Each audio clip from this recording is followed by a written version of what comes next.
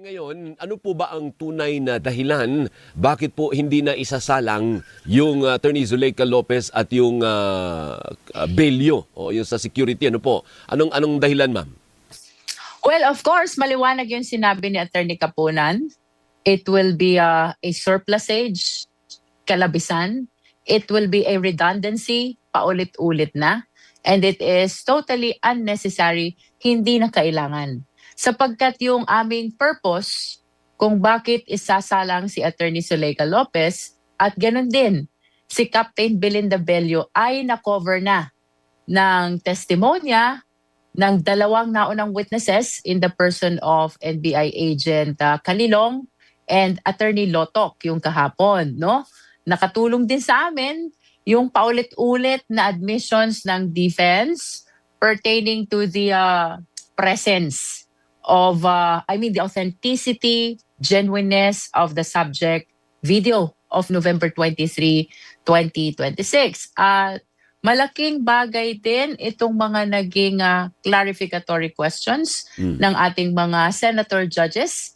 Pinoint out kahapon ni Attorney Kapunan, huwag tayong malilito. This is impeachment trial where the ground is culpable violation of the Constitution, high crime and betrayal of public trust, and not threat as a criminal offense, no?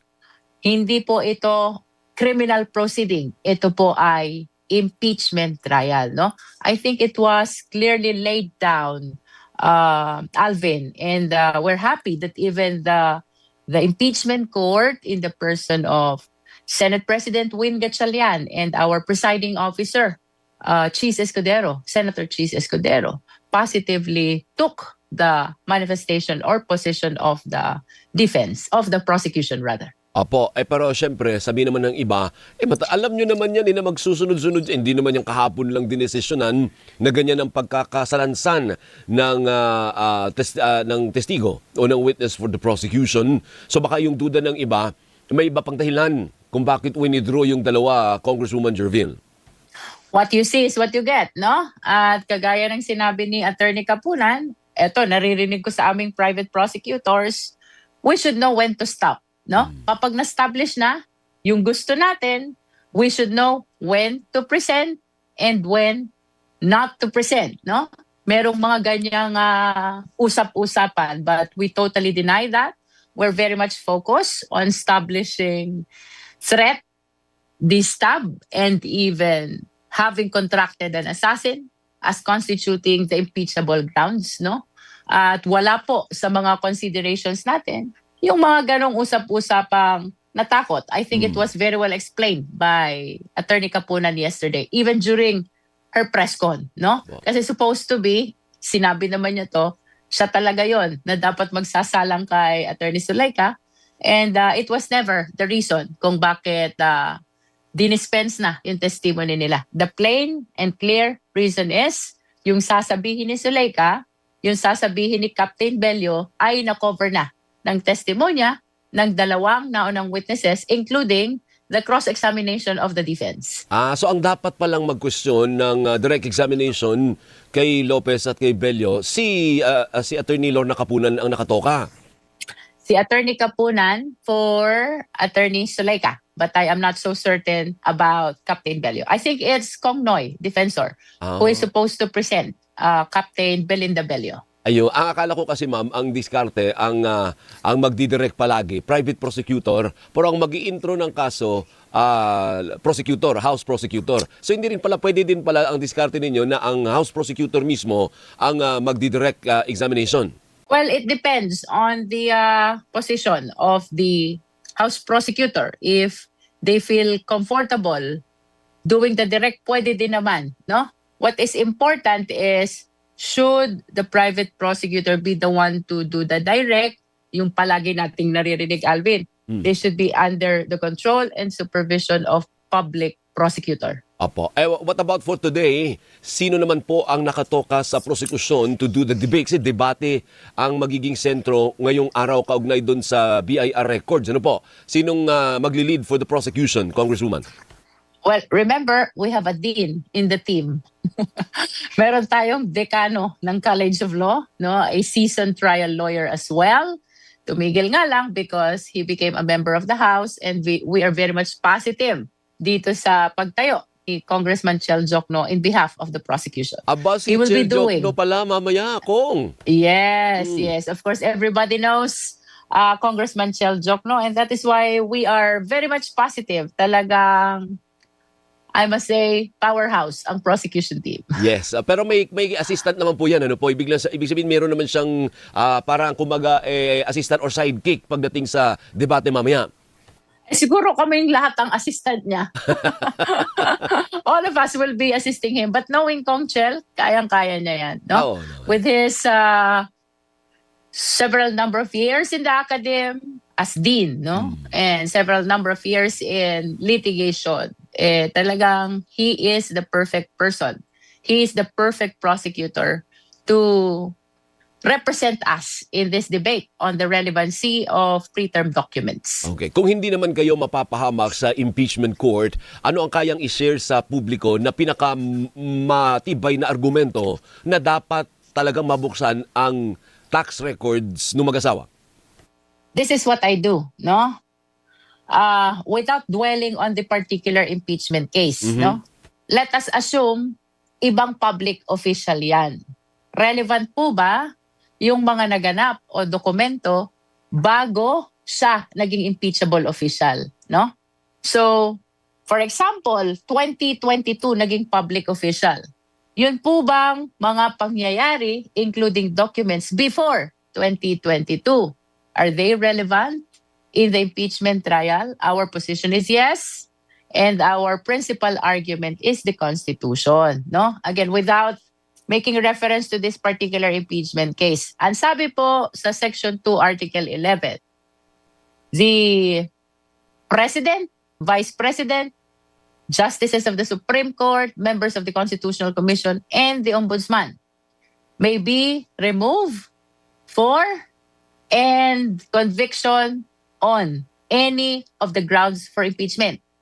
Ang binanggit doon, the grounds for impeachment, culpable violation of the Constitution, treason, high crime, bribery, graft, and corruption, and even betrayal of public trust. Pero nowhere in that provision will you see na dapat kinomit ito during the incumbency of the public official. Walang binanggit na ganyan ang Constitution. Basically, ang binanggit lang ng Constitution, sino ang impeachable official? Ano ang mga exclusive grounds for impeachment? But it never made mention as to when the grounds should have been committed or should be committed. Walang sinabi kung ito ba'y dapat kinomit before he became an impeachable official or during the time that he is an impeachable official. Basic yan. And we're talking about the fundamental law of the land, which is the Constitution, to which all other laws, all other jurisprudence must be aligned. Kasi ito yung pinaka-pundasyon natin eh. Ito yung fundamental law. Ito yung representation of the mandate of the sovereign Filipino people. All other laws must always be consistent with the provision of the Constitution. Tama. So, ibig sabihin, ang posisyon ninyo, pwedeng mag-backtrack. Hindi lang siya kung kailan ka nagsimula as Vice President, for instance, or as President, for instance, or as Congresswoman, for instance. Kung hindi prior to that, pwedeng i-trace yun, pwedeng isali yun sa investigasyon. Correct. And maaalala natin, in the past impeachment cases, nagkaroon ng talakayan at dininig ng impeachment court itong mga acts and omissions committed prior to the incumbency of the impeachable official, no? During Corona time and even during Estrada time, I think even those acts and omissions before becoming an impeachable official were thoroughly deliberated upon by the impeachment court, no? At kahapon, na-share ko din, kung maalala natin yung naging kaso ni Justice Sereno, no? It started as an impeachment case and then it ended as a co-warranto proceeding, no? Pero dun sa co-warranto proceeding, ang naging ground for her disqualification is Salen. failure to disclose in her SALN yung naging sweldo niya during the time that she was a UP professor. That's right. At tagal na nun, Oo. di ba? Binalikan, kumbaga. Binalikan. And because of her failure to disclose the same in her SALN during that time, hindi pa siya impeachable noon, it was considered as the ground for her disqualification in the quo warranto proceeding. Of course, we understand this is quo warranto. This is impeachment. That one is quo warranto, no? Pero ang interpretation namin dyan, kung yung prior conduct can be considered as a ground for disqualification or in determining the qualification of a public official, it should be considered as a ground also in removing public official. That includes the impeachable official. Okay, puntahan ko yung statement ni Vice President Sara Duterte kahapon habang sa kasagsagan ng paglilitis, Congresswoman. May problema ba kayo dito sa statement niya at irereklamo niyo ba ito sa impeachment court? Kasi parang meron na sa conclusion na ang sinabi niya ay the complaint is not supported by evidence, or palalagpasin niyo na lang ito? Well, she is entitled to her own opinion, no? We are too focused and dedicated to this impeachment trial. We will see kung magkakaroon ng position ang prosecution team. Remember that we are 11 House prosecutors and 15 private prosecutors here.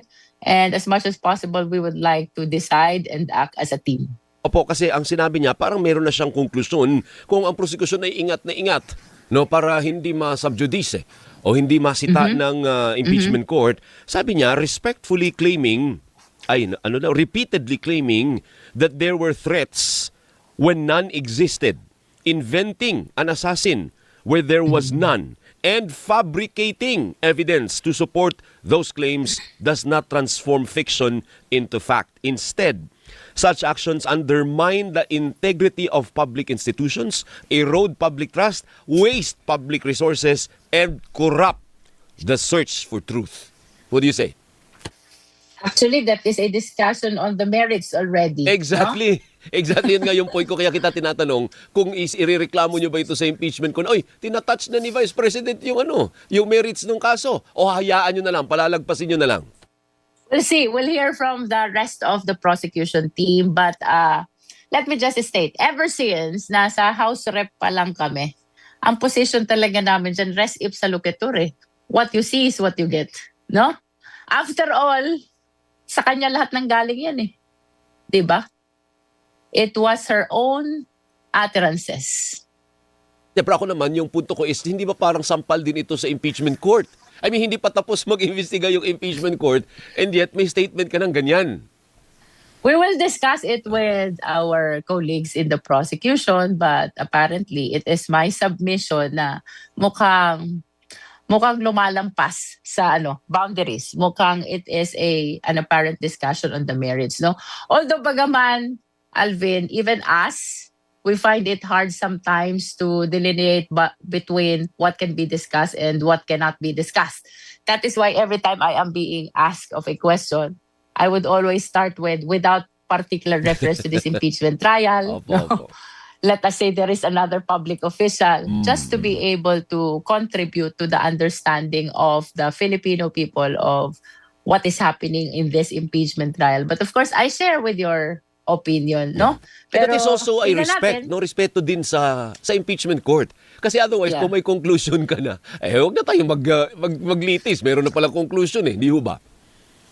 Nevertheless, no? Siguro, let us take exception then of the fact that the defense is actively participating in this impeachment trial, no? So perhaps for that, we wish to believe that the defense is submitting themselves to the jurisdiction and authority of the impeachment court, Okay.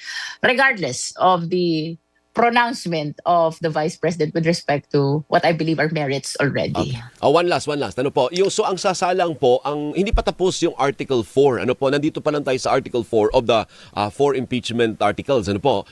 May kasunod pa, hindi ho ba? O tapos na yung Article 4? Magne-next article na tayo? Actually, we went over our PTO, pre-trial order, and we came to realize napakahaba pa pala ng listahan ng aming witnesses. Yesterday nga during my interview, I thought that Attorney Melvin, the NBI director, will be the last unless there will be some other witnesses which presentation can be anchored under reservation. No? So we will be making a final decision today with respect to the rest of the witnesses for threat because we honestly believe that we have established it already in as far as Agent Calilong and Attorney Lotok is concerned. No? At napakahusay nitong dalawang testigong ito. Talagang they did very well in their examination. No? Sabi ko nga kung ilan pa po bago after kay Matibag? Actually, ang dami pa eh. Parang if we will be basing it on the list, no? If we will be basing it on the list, it seems na 5 pa. 5? Oh, naku po, Diyos ko po, hahaba pa po lalo eh. Isang araw, isang testigo. Minsan 2 araw pa, isang testigo lang, Kong. And that is why we need to revisit the list. We will be doing it this morning, no? Revisit the list and come up with our final decision as to sino pa ang isasalang at sino ang hindi na. Well, to be specific, 5 more. That 5 is more. bukod Sige pa kay Director Matibag. Are you at liberty to divulge sino yung 5 pa? Wag na lang. Okay. See, I respect that. Kung hanggang saan lang, wag nating pilitin. Kung ano lang yung pwedeng sabihin, baka malagay sa alanganin si Congresswoman. But definitely, we totally understand we totally understand the position of the prosecution yesterday, no? We do not want to cause redundancy. Ayaw natin ng paulit-ulit ang testimonya. We do not want to cause surplusage, kalabisan na ng testimonya, no? And we acknowledge what are not necessary, no? For the purpose of establishing Article 4, that is threat. And this is likewise in accord with the respondent's right to due process, or to be specific, speedy trial. Yeah. And we will be using the same parameter in going over the remaining witnesses for threat and come up with a decision whether they will still be presented or not.